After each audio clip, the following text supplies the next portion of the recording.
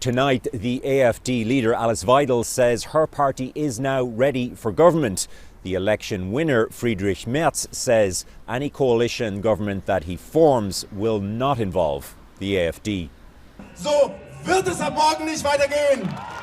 In the hours before Sunday's vote, an MP with the Anti-Immigration Alternative for Deutschland, or AfD, says their party is the only one that can solve Germany's problems. Da haben ja die islamistischen Terroristen listing a string of recent violent attacks where the suspects were foreign-born.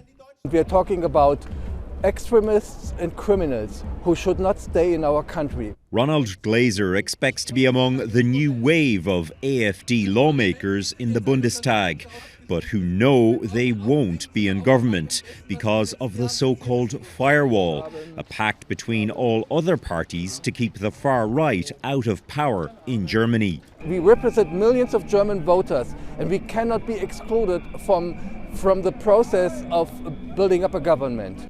This AfD rally is surrounded on both sides by one counter-protest over there and another very noisy one over here. One regional court labelled the AfD a suspected extremist group, but its supporters called the firewall unfair. I mean, it's a stupidity. I think it's not democratical. And they're not alone. The voice of the people matters. There's no room for firewalls. What J.D. Vance did was showing that he has no clue about Germany. Clara Bunge is an MP with the far-left Die Linke party. She fears the firewall is cracking. The man now likely to be the next chancellor, Friedrich Merz, controversially got the support of the AfD in an opposition immigration motion last month. He was normalizing the far right and their ideas in our parliament. And this threatens the democracy in our country.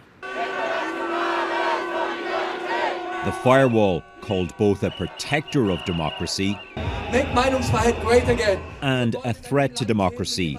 This election is unlikely to resolve that debate.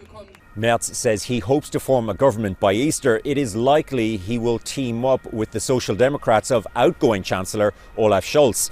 Merz says one of his priorities as Chancellor will be to make Europe stronger and more independent of the United States when it comes to defence.